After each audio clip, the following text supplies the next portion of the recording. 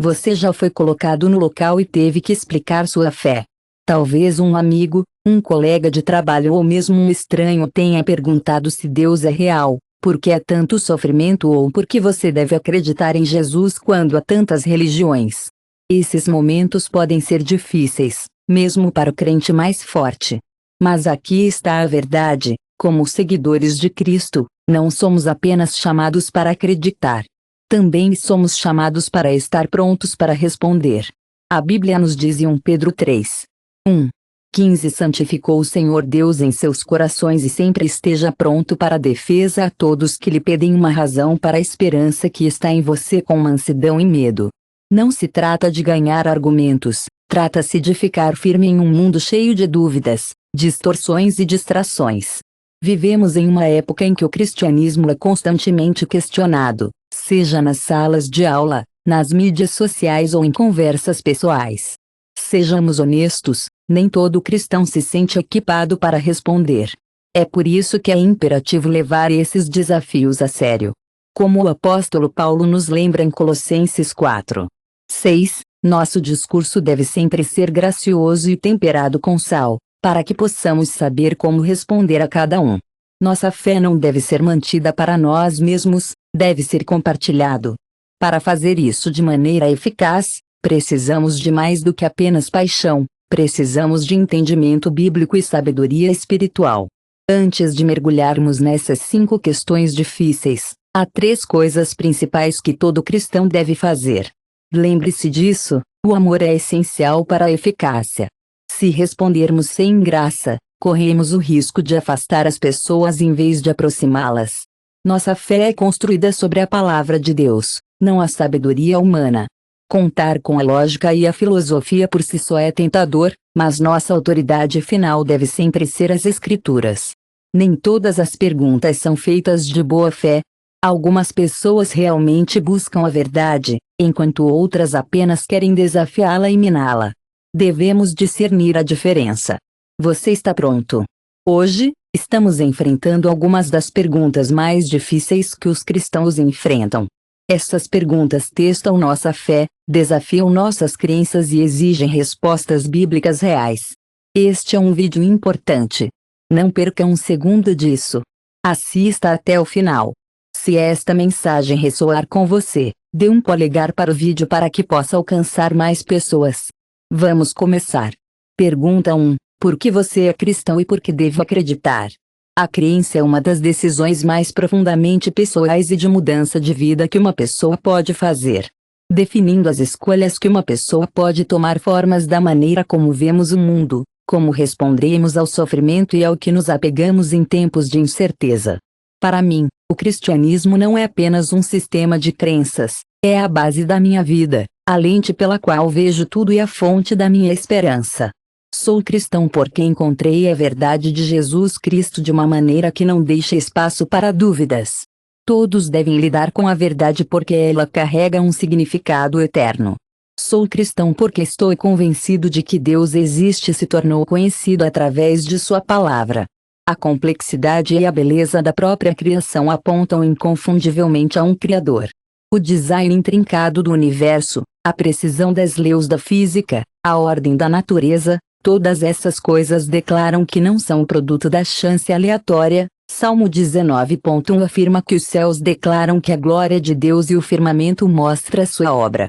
O fato de existirmos, que podemos pensar, amor e razão é uma evidência inegável de um Deus que nos criou com propósito.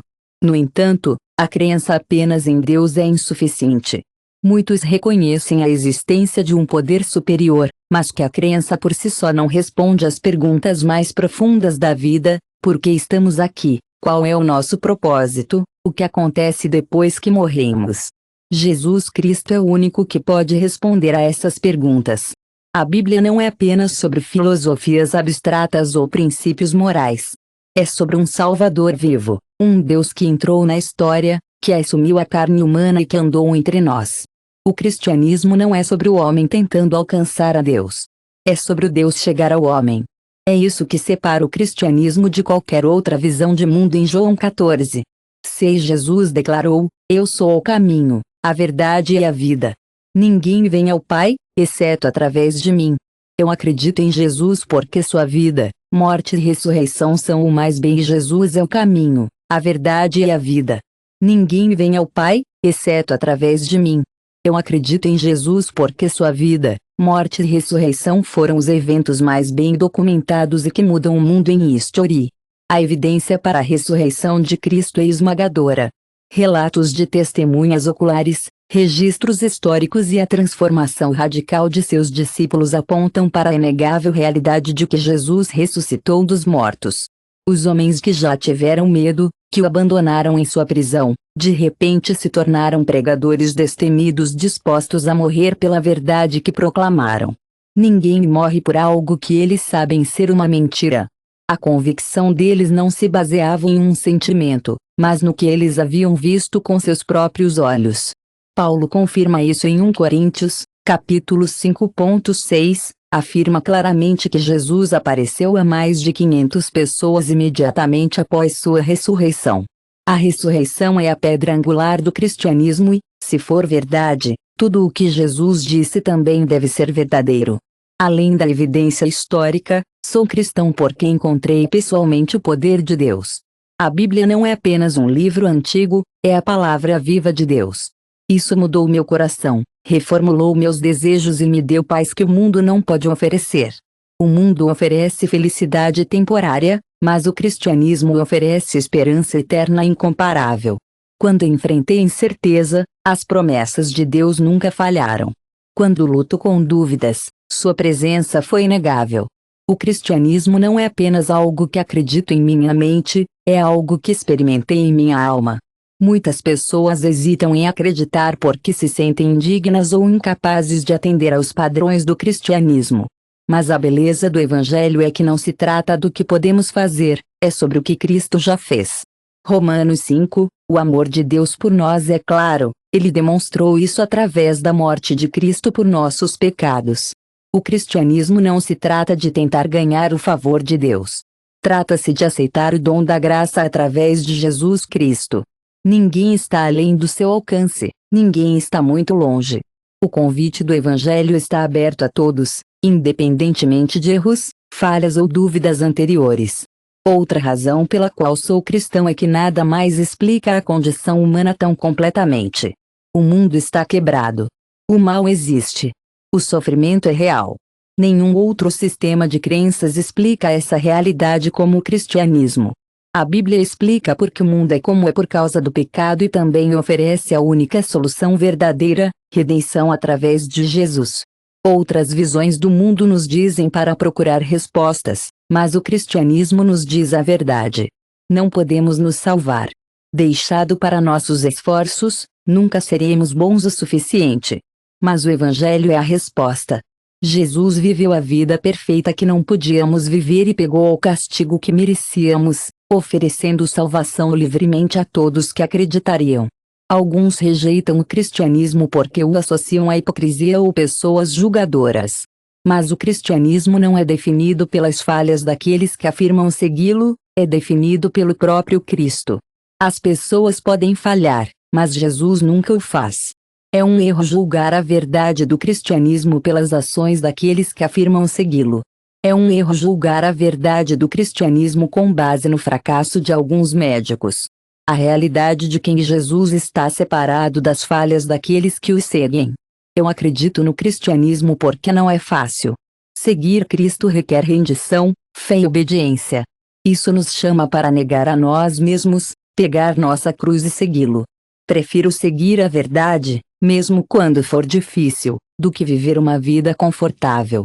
O mundo oferece satisfação temporária e prazeres fugazes que nunca são realmente cumpridos. Jesus oferece algo melhor, vida eterna, um relacionamento com Deus e uma paz que supera a compreensão.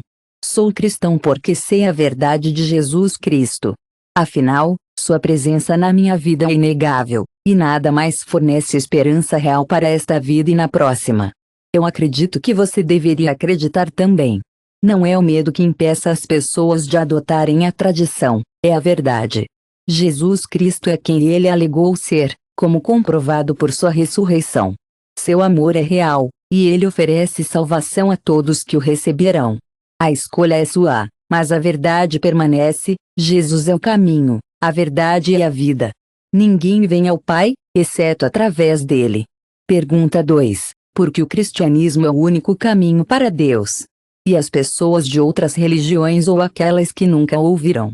Muitos argumentam que todas as religiões levam ao mesmo ser divino, com cada caminho simplesmente levando a uma montanha diferente. Outros questionam a justiça de Deus, imaginando como ele poderia condenar aqueles que nunca ouviram o Evangelho. Essas não são apenas questões intelectuais, eles são profundamente pessoais, abordando questões de justiça, salvação e a própria natureza de Deus. Para responder, devemos não voltar ao raciocínio humano, mas à autoridade do Evangelho. O cristianismo das Escrituras é único entre as religiões porque se concentra na graça de Deus, não nos esforços da humanidade para alcançar a Deus. Outros sistemas de fé exigem regras a seguir, realizar rituais e fazer melhorias morais para alcançar a salvação ou a iluminação.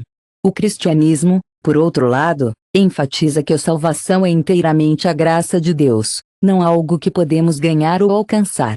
Essa distinção é claramente descrita em Efésios 2, nos versículos 8 a 9. Paulo deixa claro que a salvação é um presente da graça de Deus, somente pela fé, não através das obras.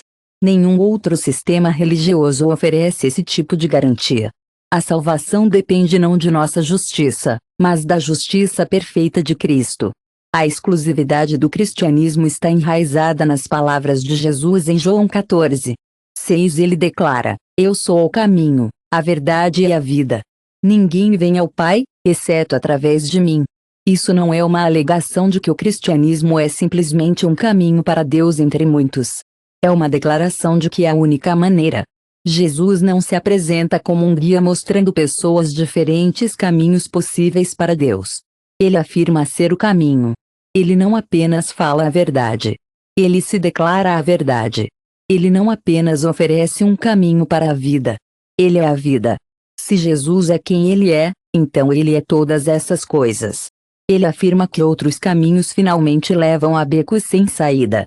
Alguns afirmam que essa reivindicação é arrogante ou intolerante, mas a verdade é exclusiva por sua própria natureza.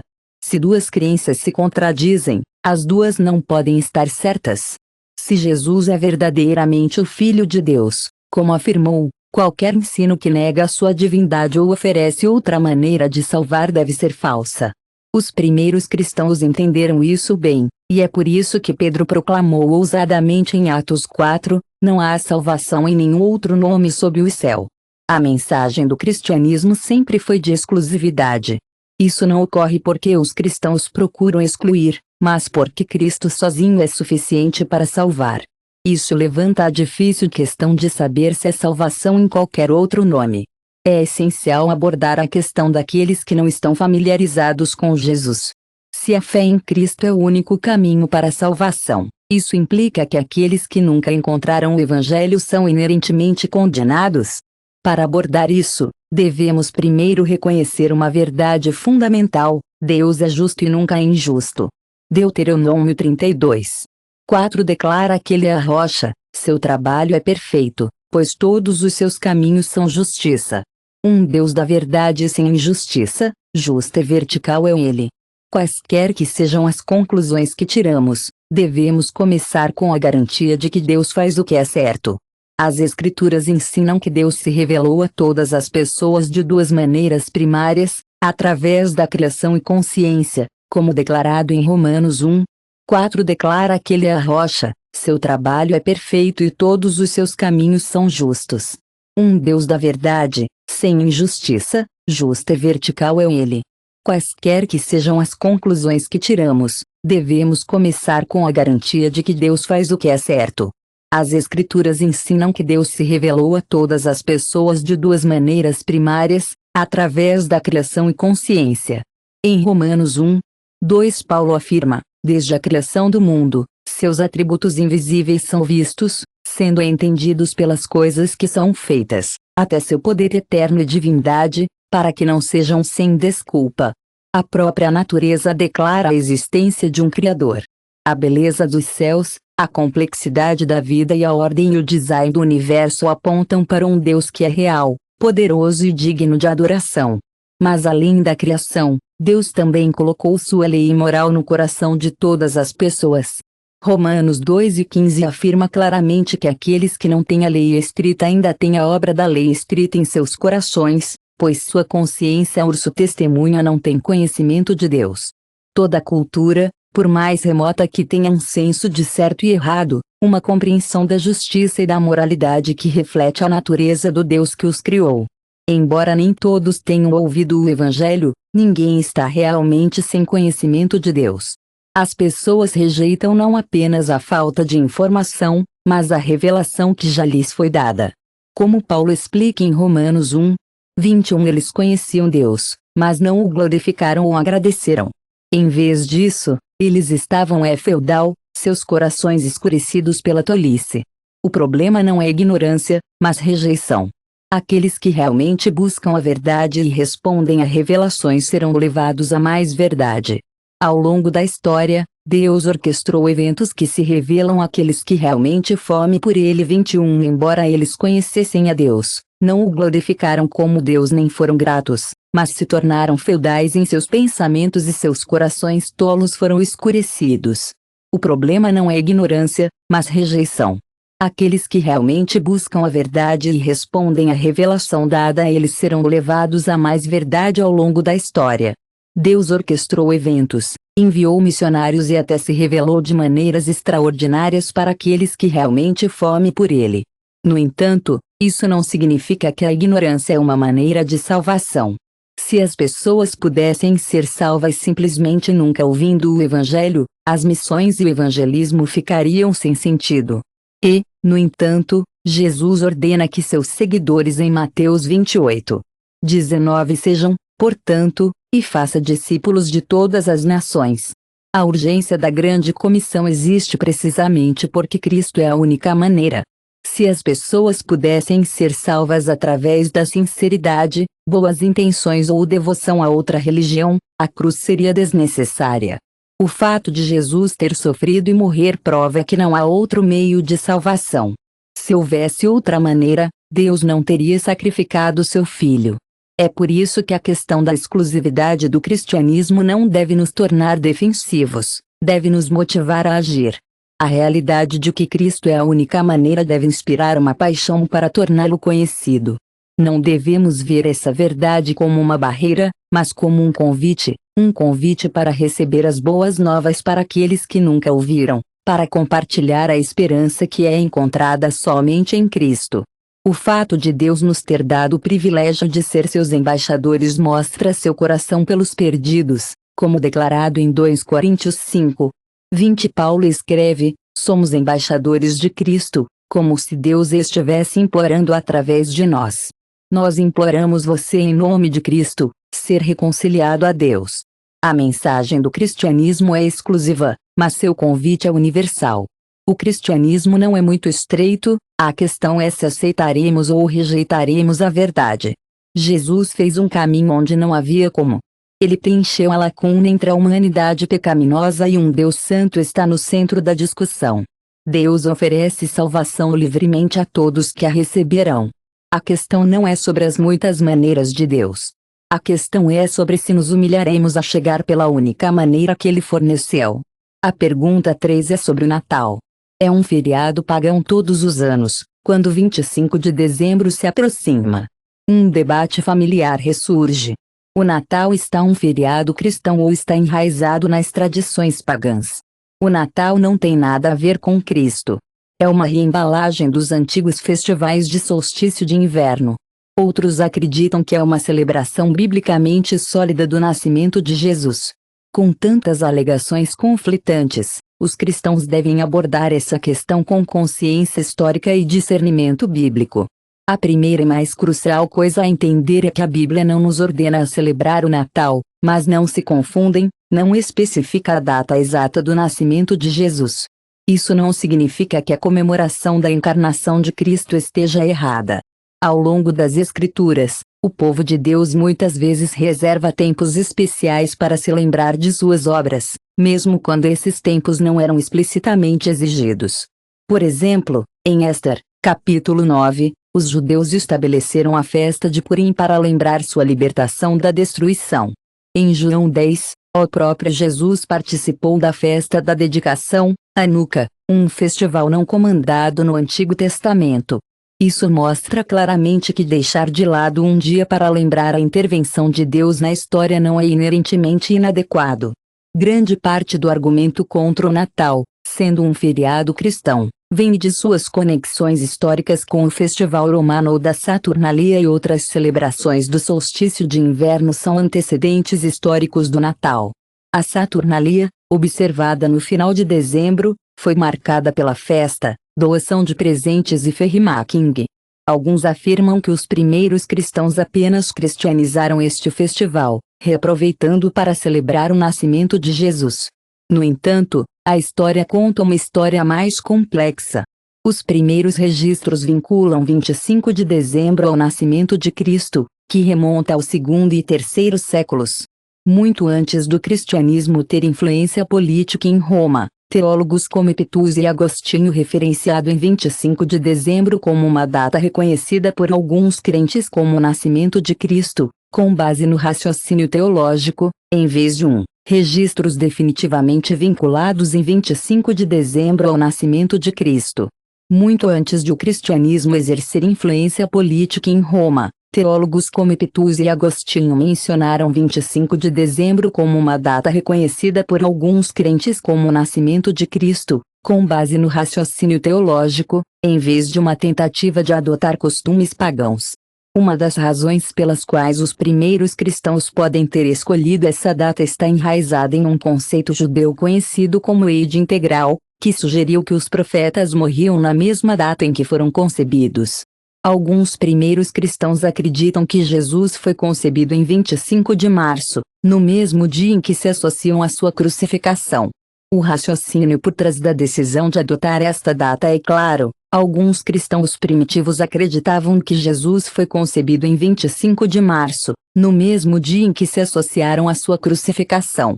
Isso é especulativo, mas demonstra que a seleção desta data não foi uma tentativa de se alinhar com festivais pagãos. Em vez disso, foi um esforço para honrar o significado de Cristo chegar ao mundo.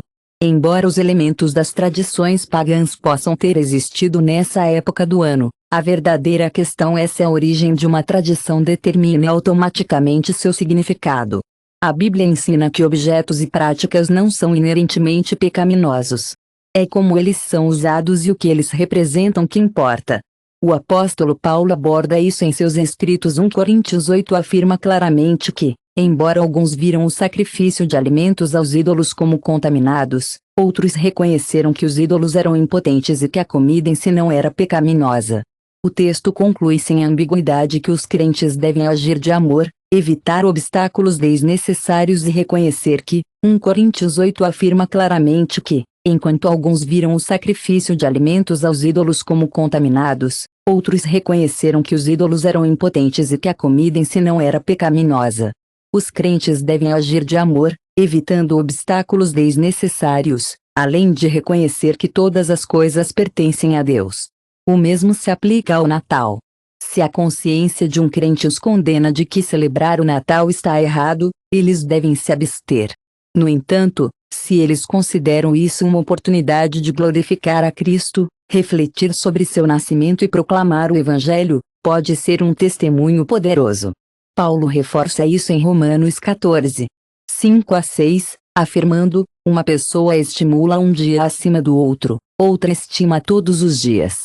O que mais importa não é o contexto histórico de uma data, mas se é usado para honrar a Deus.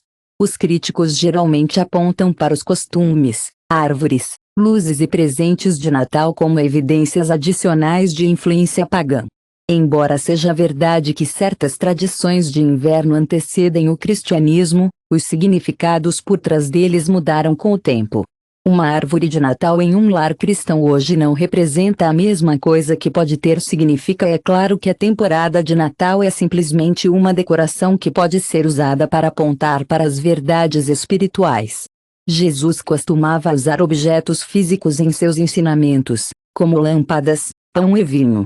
Da mesma forma, o ato de dar presentes no Natal pode nos lembrar do presente final dado a nós em Cristo, graça e salvação de Deus. O maior perigo não é se o Natal tem laços históricos com os costumes antigos. Devemos usar este feriado para glorificar a Deus, não comercialismo e distração. O Natal não deve se tornar um tempo de materialismo, mas um tempo de culto. Não deve levar ao estresse, mas alegria. Não deve mudar nosso foco para longe de Cristo, mas para Ele. Se fizermos isso, não teremos motivos de preocupação. O problema não é o próprio feriado, mas como nos envolvemos com ele. Em Colossenses 3, 17 Paulo nos lembra: faça tudo em nome do Senhor Jesus, dando graças a Deus o Pai através dele. Isso se aplica à maneira como comemoramos o Natal. Para aqueles que optam por celebrar, o Natal é um belo momento de adoração e reflexão. É uma oportunidade de compartilhar o Evangelho e lembrar ao mundo porque Jesus veio trazer a salvação para a humanidade. Se um crente encontrar uma condenação mais profunda ao evitar o Natal, deve fazê-lo com fé. Em vez de discutir sobre as origens de uma data, devemos aproveitar todas as oportunidades para fazer o foco estar em quem está no centro de nossa celebração, não se o Natal foi influenciado por seu tradições. Se Cristo é realmente honrado, se seu nascimento for lembrado com reverência, e se o Evangelho for proclamado, não é uma questão de comemorar, mas como o fazemos. Como em todas as coisas, devemos buscar a sabedoria das Escrituras, agir na fé e glorificar a Deus no que fizermos. Pergunta 4. Por que tantos cristãos são julgadores e hipócritas? Muitas pessoas encontraram indivíduos que afirmam seguir Jesus, mas agem de maneiras que parecem inequívocas, egoístas, e há inúmeras histórias de pessoas na igreja que foram feridas, condenadas e decepcionadas por outras pessoas. Essas histórias são evidências claras de hipocrisia e uma falha em cumprir os padrões pregados. Este não é um novo fenômeno, mesmo no tempo de Jesus, os líderes religiosos eram culpados de hipocrisia, e o próprio Cristo os repreendeu com severidade. Se o cristianismo é baseado nos ensinamentos de Jesus, que exemplificou amor, graça e humildade, por que tantos ficam aquém? Muitos de seus seguidores não entendem esse problema. Primeiro, devemos reconhecer que as pessoas, incluindo os cristãos, estão em cristianismo imperfeito. O cristianismo não afirma que aqueles que seguem Jesus de repente se tornam sem pecado ou sem falhas. O oposto é verdadeiro. O próprio fundamento do Evangelho é que todas as pessoas pecaram e ficaram aquém da glória de Deus. Romanos 3:23. Como tal, os cristãos não estão imunes a lutas com orgulho, egoísmo ou fracasso, eles estão no processo de ser. A graça de Deus os transformou, mas eles ainda não são perfeitos. Jesus não chamou os justos, ele chamou pecadores que precisam de um Salvador. O cristianismo ensina santidade, mas não afirma que os cristãos são inerentemente mais sagrados que os outros. Os cristãos reconheceram sua necessidade de graça. Os cristãos são frequentemente percebidos como julgadores porque defendem os padrões morais que são contraculturais. A Bíblia define claramente o certo e o errado, e quando os cristãos defendem essas verdades, em um mundo que valoriza a autonomia pessoal, isso pode ser interpretado como condenação.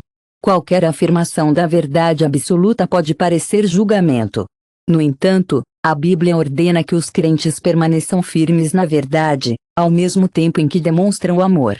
O próprio Jesus falou verdades duras, mas sempre o fazia com compaixão.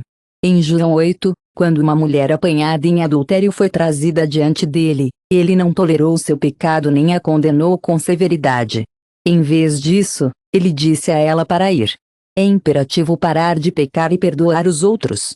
No entanto, quando os cristãos se concentram no julgamento sem incorporar o amor e a graça exemplificados por Cristo, é uma demonstração clara de hipocrisia. A hipocrisia não é apenas defender a verdade bíblica, é sobreviver essa verdade. Jesus reservou algumas de suas críticas mais severas para os líderes religiosos de seu tempo porque eles pareciam justos do lado de fora, mas foram corruptos por dentro, conforme descrito em Mateus 23, 27 Ele os chamou de túmulos caiados de branco, parecendo lindos por fora, mas cheio de moradia. A hipocrisia é perigosa. Quando os cristãos não praticam o que pregam, isso prejudica a sua testemunha e a percepção do cristianismo como um todo. A hipocrisia não é única para os cristãos. Todo ser humano luta com inconsistência. Políticos, professores, pais, todos não conseguem cumprir seus ideais em algum momento. A diferença é que os cristãos afirmam seguir. Suas falhas são gritantes porque não atendem ao padrão. Essa realidade não prova que o cristianismo é falso, isso reforça uma de suas verdades centrais: ninguém é justo à parte de Deus. O verdadeiro cristianismo não é fingir ser bom. Trata-se de reconhecer nossa pecaminosidade e confiar em Cristo nos transformar. Além disso, nem todo mundo que afirma ser cristão está realmente seguindo a Cristo. O próprio Jesus alertou que muitos o chamavam de Senhor, mas não pertencem a Ele. Mateus 7, é claro que nem todos que dizem, Senhor, Senhor entrará no reino dos céus.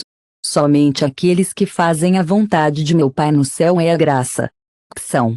Em vez disso, ele admitiu abertamente suas lutas, afirmando em Romanos 7,15: pelo que estou fazendo, não entendo, pelo que farei que não pratico, mas o que odeio que faço.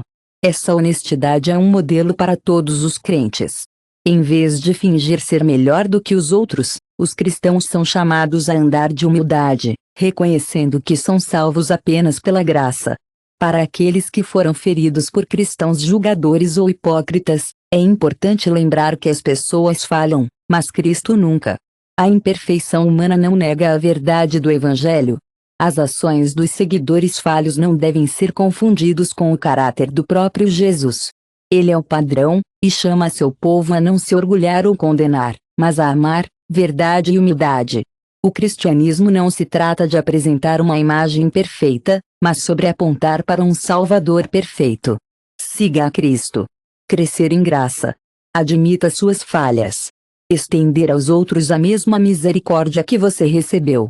Todo crente deve proclamar a verdade e viver de uma maneira que reflita o coração de Jesus. Pergunta 5. Se Deus é todo-poderoso e totalmente bom, por que o mal e o sofrimento existem? Alguns veem isso como uma razão para duvidar completamente de Deus. Outros lutam para conciliar o sofrimento com sua fé. Mas não devemos permitir que a presença do mal sacuda a nossa confiança em Deus. Devemos recorrer à sua palavra para entender. A Bíblia não ignora o sofrimento nem evita abordar a realidade do mal. Desde as primeiras páginas das Escrituras, vemos que o sofrimento não fazia parte do design original de Deus quando Ele criou. Ele declarou que o mundo era muito bom. Não houve dor, morte e pecado. Mas algo mudou. A humanidade foi criada à imagem de Deus e dada a capacidade de escolher. Usamos essa liberdade para se rebelar contra Deus. Quando Adão e Eva pecaram, eles introduziram o sofrimento no mundo. Em Gênesis 3, Deus os alertou que sua desobediência traria dor, labuta e, finalmente, a morte. O mundo, uma vez perfeito, tornou-se Deus não criou o mal corrompido. A escolha da humanidade de se afastar de Deus é o que a criou. Isso levanta uma questão importante: se Deus permitiu o livre-arbítrio, por que isso levou a tanto sofrimento? A resposta é clara: o amor verdadeiro não pode existir sem escolha. Se Deus tivesse criado a humanidade sem a capacidade de escolher, não seríamos capazes de amor. Seríamos meros robôs programados. O amor não é forçado. Deus queria um relacionamento com a humanidade, mas que esse relacionamento fosse significativo, tinha que haver a possibilidade de rejeitá-lo. Ao nos conceder liberdade, Ele também permitiu a possibilidade do mal. No entanto, mesmo na rebelião da humanidade, o plano de Deus nunca foi frustrado. Alguns podem argumentar que, mesmo que o sofrimento tenha surgido pelo pecado humano, Deus poderia intervir em todo ato de violência, todo desastre e toda tragédia. A bondade de Deus não é demonstrada eliminando o sofrimento imediatamente. A Bíblia oferece uma perspectiva mais profunda. Deus não é indiferente ao sofrimento. Ele não está ausente ou impotente diante do mal. Ele tem um propósito em permitir-o, Romanos 8:28 nos garante que todas as coisas funcionam juntas para o bem àqueles que amam a Deus e àqueles que são chamados de acordo com seu propósito. Isso significa que Deus pode trazer bem, mesmo dos momentos mais sombrios. A história de José é um exemplo de que é um exemplo, que se pareceu, que se pareceu, que se soltou, que é um dos mais escuros, que se soltou, que se pode servir, que é um exemplo, que é um exemplo, que é um exemplo que se soltou. Você significava o mal, mas o bem que eles pretendiam, o que eles pretendiam para salvar vidas. Enriquecendo-nos e retos. Quando Job exige uma explicação de Deus, ele não recebe uma resposta direta. Em vez disso, ele é lembrado da sabedoria e soberania de Deus. Jó finalmente responde com humildade. Os caminhos de Deus estão além da compreensão humana. O sofrimento existe, mas não é eterno. Deus está ciente de nosso sofrimento e já forneceu a solução. Jesus Cristo, Deus na carne, entrou em nosso sofrimento. H foi desprezado, rejeitado, espancado e crucificado. O Deus que poderia ter permanecido distante da dor escolheu experimentá-lo completamente. Isaías 53:3 o descreve como um homem de tristezas e familiarizado com a dor. Ele não apenas observou o sofrimento, ele o levou em nosso nome. Sua morte na cruz foi o ato final de amor e, através de sua ressurreição, ele garantiu a promessa de que um dia o sofrimento terminará para sempre. A Bíblia nos aponta para um futuro em que a dor e o mal não haverão mais. Apocalipse 21:4 nos dá essa esperança, e Deus enxergará cada lágrima de seus olhos. Não haverá mais morte, nem tristeza, nem choro. Não haverá mais dor, pois as coisas anteriores falam. 4 Garanta-nos que Deus enxugará cada lágrima dos nossos olhos. Morte, tristeza e choro um dia não existirão mais. O sofrimento neste mundo é temporário, e a promessa de restauração eterna é eterna. O sofrimento não significa que nunca vamos lutar com isso. Haverá momentos em que o peso da dor parecer insuportável. Como cristãos, não sofremos como aqueles sem esperança.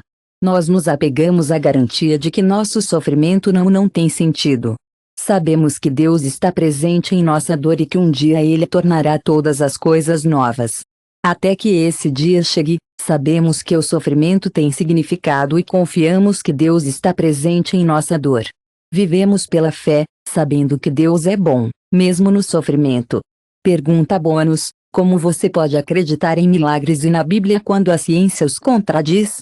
Muitos acreditam que, como a ciência opera por leis naturais, qualquer coisa que desafia essas leis, como milagres, deve ser descartada como mito ou superstição. Essa mentalidade leva a um desafio comum: como uma pessoa racional pode acreditar em milagres quando a ciência os contradiz? Para muitos, a crença nos milagres é vista como uma rejeição da razão, uma fé cega no impossível. Mas esse é o caso. A ciência realmente refuta os milagres, ou há espaço para investigação científica e fé em um Deus que opera? Para responder a essa pergunta, devemos ir além do mundo natural. Primeiro, devemos esclarecer o que é a ciência e o que não é. A ciência é o estudo do mundo natural governado por leis observáveis e repetíveis. Ele procura explicar como as coisas funcionam, descobrindo padrões e princípios que nos ajudam a entender o universo. A ciência é limitada em seu escopo. Pode descrever o que normalmente acontece em determinadas condições, mas não pode determinar o que é possível além dessas condições. Estudos científicos do mundo natural não têm autoridade para declarar que o sobrenatural é impossível. Seria como um detector de metais que não encontra plástico. O plástico não existe. A incapacidade de detectar algo não significa que não é real. Milagres não são eventos naturais, são intervenções sobrenaturais. São atos extraordinários de Deus que suspendem ou substituem as leis normais da natureza. Se Deus existe e criou o universo, é totalmente razoável que Deus tenha o poder de intervir no universo.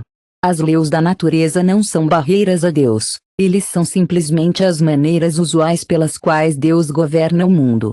Assim como um programador de software pode modificar o código que ele escreveu, Deus não está vinculado pelas leis físicas que ele estabeleceu. A Bíblia afirma isso em Jeremias, capítulo 32. É claro que Deus tem o poder de intervir nela. As leis da natureza não são barreiras a Deus, eles são simplesmente as maneiras usuais pelas quais ele governa o mundo. Assim como um programador de software pode modificar o código que ele escreveu, Deus não está vinculado pelas leis físicas que ele estabeleceu. A Bíblia afirma isso em Jeremias, capítulo 32, 17, que declara: Eis que você fez os céus e a terra por seu grande poder e braço estendido. Não há nada difícil para você. Se Deus é todo-poderoso, os milagres não são apenas possíveis, eles são inevitáveis. Muitos assumem que, como a ciência lida com evidências, a crença nos milagres é inteiramente uma questão de fé cega, mas esse não é o caso.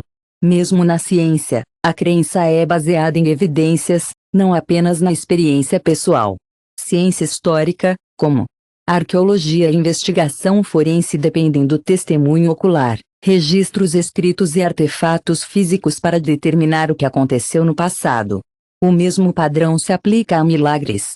A Bíblia está cheia de relatos de testemunhas oculares de eventos milagrosos compreendido por vários autores ao longo de séculos. A ressurreição de Jesus, o milagre mais central do cristianismo, não foi uma revelação particular, mas um evento testemunhado por centenas, como Paulo afirmou em 1 Coríntios 15. 6. Os discípulos que fugiram de medo na crucificação de Jesus proclamaram ousadamente sua ressurreição, mesmo ao custo de suas próprias vidas. Eles não teriam sofrido de bom grado e morreram por uma mentira conhecida se a ressurreição tivesse sido uma fabricação. Os céticos geralmente argumentam que, como os milagres são raros, devem ser descartados como improváveis. Mas raridade não é o problema. Os discípulos proclamaram a ressurreição de Jesus com ousadia, mesmo ao custo de suas vidas.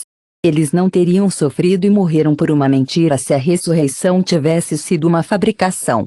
Os céticos argumentam que os milagres são raros, por isso são improváveis. No entanto, a raridade não significa impossibilidade. O nascimento de um indivíduo é raro no escopo do universo, mas acontece.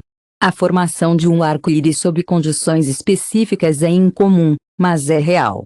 Milagres não acontecem todos os dias, mas acontecem. A própria natureza dos milagres é que eles são excepcionais.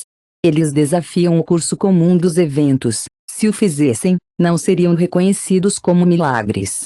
Jesus reconheceu isso quando realizou sinais e maravilhas, não por causa do espetáculo, mas para demonstrar a autoridade e o poder de Deus. A ciência e a Bíblia não estão fundamentalmente em desacordo. Muitos dos pioneiros da ciência moderna, como Isaac Newton, Johannes Kepler e Blaise Pascal, eram crentes devotos. Eles viram a ciência como uma maneira de entender a ordem e a sabedoria da criação de Deus.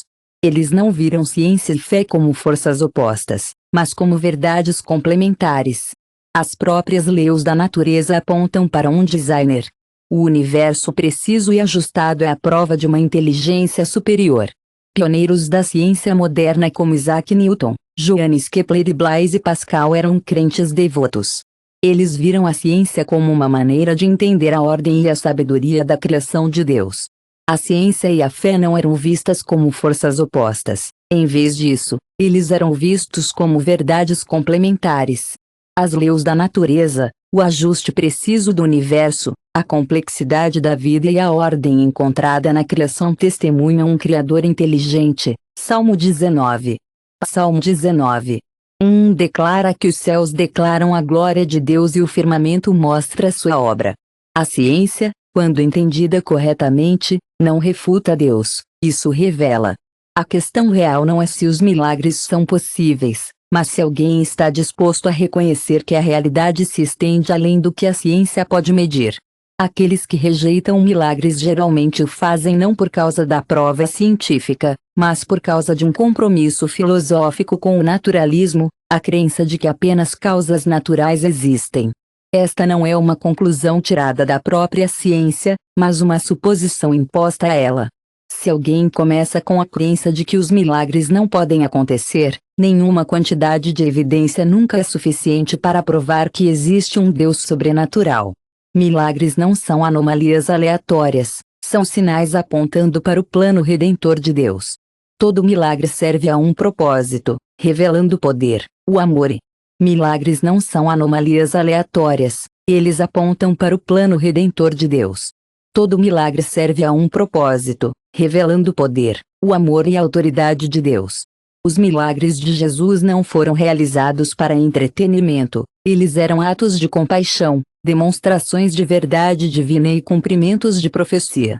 Sua cura dos doentes, comando sobre a natureza e a ressurreição não eram apenas exibições de poder, eles confirmaram sua identidade como o Filho de Deus. João 20, os milagres que Jesus realizou não eram por entretenimento, eram atos de compaixão, demonstrações de verdade divina e cumprimentos de profecia. Sua cura de doentes, sua identidade como a natureza e, finalmente, a sua fé. Luta com os milagres por causa da ciência. A questão não é apenas acadêmica, tinha chegado. Não apenas que Jesus transformou água em vinho, andou sobre a água ou curou os cegos. O maior milagre é que ele pega corações quebrados e pecaminosos e os torna novos. O mesmo Deus que falou o universo na existência ainda está em ação hoje, transformando vidas, respondendo às orações e se revelando de maneiras que vão além do entendimento humano. A ciência pode explicar. A crença em milagres não é um abandono da razão. É o reconhecimento de que a própria razão é um presente daquele que o criou. A crença em milagres não rejeita a ideia de que nem toda a verdade se encaixa perfeitamente em um tubo de ensaio. O Deus que criou as leis da natureza não está vinculado a eles. Se ele puder trazer algo do nada, se ele pode levantar os mortos, se puder resgatar um mundo perdido e caído, os milagres não são apenas possíveis, eles são inevitáveis. Milagres não contradizem a ciência. Devemos estar dispostos a ver a mão de Deus funcionar de maneiras que desafiam nossas expectativas. Se você tiver perguntas não abordadas neste vídeo, deixe-as nos comentários. Vou responder a cada um. Se você gosta desse conteúdo e deseja se aprofundar na fé e na verdade bíblica, assine o canal para não perder vídeos futuros. Seu apoio ajuda a espalhar a palavra de Deus para mais pessoas, então assine agora. Até a próxima vez, tome cuidado.